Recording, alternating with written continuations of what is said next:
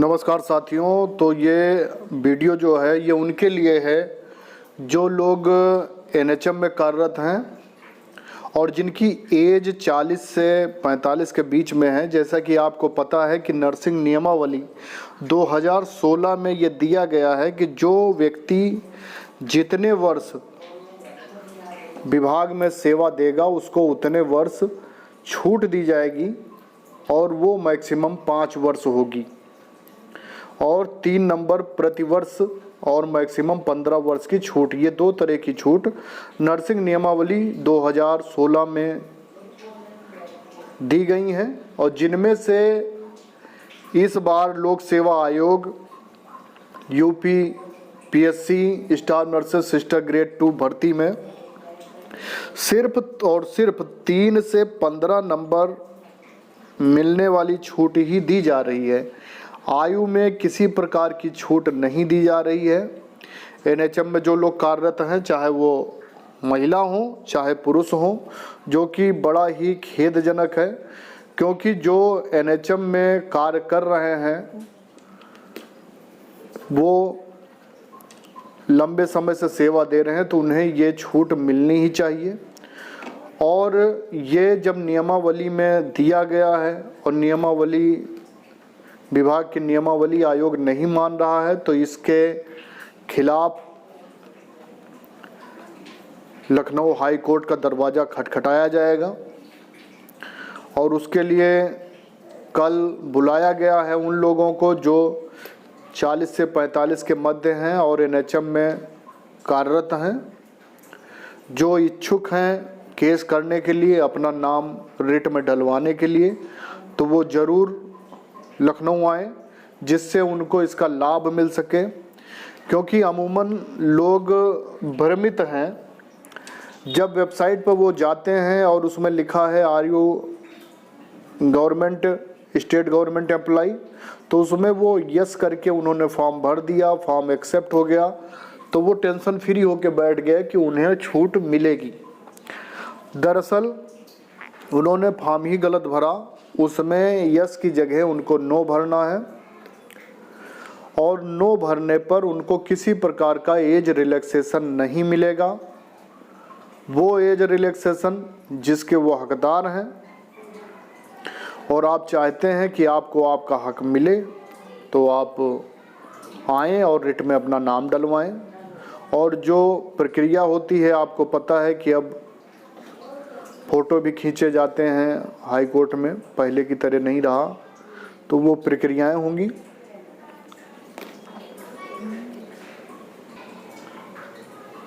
ये मुकदमा उनके नाम से होगा जो फॉर्म भरने की अधिकतम आयु पार कर चुके हैं, यानी कि 40 वर्ष से अधिक हैं।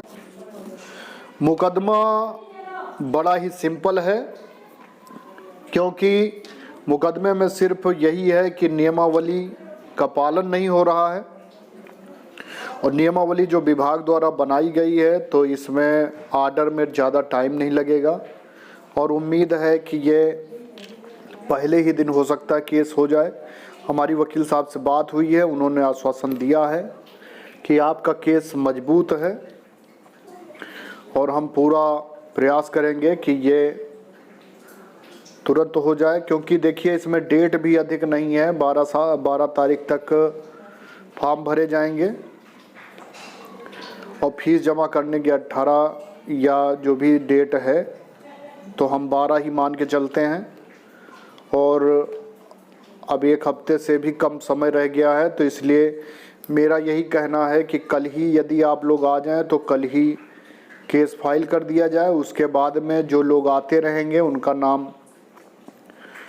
जुड़वा दिया जाएगा या उनका अलग से केस करा दिया जाएगा, क्योंकि हर व्यक्ति लाभ चाहता है। आप सबने बहुत मेहनत की है, बहुत मेहनत से तैयारी करी है। आप सभी के लिए जो भी संभव होगा किया जाएगा। तो मिलते हैं आप लोगों से। तो सभी लोग अपने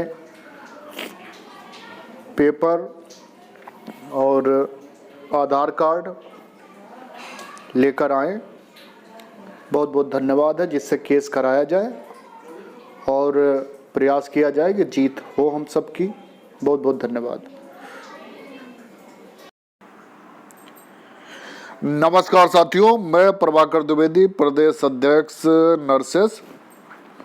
तो यूपी पीएससी लोक सेवा आयोग से जो स्टाफ नर्सेस की भर्ती निकली हुई हैं, इसमें दो कमियां हैं जिनके बारे में मैं बताना चाहता हूं। एक कमी तो ये है जिसके बारे में शुरू से लेके अभी तक लोग कंफ्यूज हैं, जिसमें ये पूछा गया है कि are you state government employee. तो उसमें आपको नो मेंशन करना है। अच्छा, बहुत से लोग, ज़्यादातर लोगों ने क्या करा कि उसमें यस कर दिया है, तो वो गलत है। यस नहीं करना है, आपको नो करना है, क्योंकि जो बेरोजगार हैं या जो लोग एनएचएम में कर रहे हैं वो सेमी गवर्नमेंट में आता है, उसको आप स्टेट गवर्नमेंट एम्प्लॉय नहीं है, तो इसलिए आप उसको यस नहीं कर सकते। दूसरी सबसे बड़ी कमी ये आई है कि जो नर्सिंग नियमावली 2016 बनी है, उसमें एनएचएम संविदा स्टाफ नर्सेस को 2 प्रकार की छूट दी गई है कि उन्हें प्रति वर्ष 3 नंबर और अधिकतम 15 नंबर 5 साल के और 5 वर्ष की आयु में छूट मिली हुई है। तो 15 नंबर के लिए तो जो नोटिफिकेशन निकला, इसमें दिया गया है कि आपको 1 वर्ष के 3 और 5 वर्ष के 15 नंबर दिए जाएंगे, लेकिन नोटिफिकेशन में कहीं भी आयु में छूट का उल्लेख नहीं किया गया है।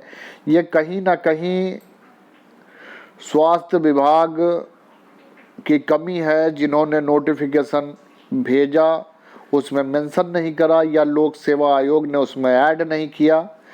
तो ये बहुत बड़ी चिंताजनक बात है और बहुत छोटी बात भी है, क्योंकि जो चीज़ नियमावली में है उसे तो भर्ती में उन्हें देना ही पड़ेगा।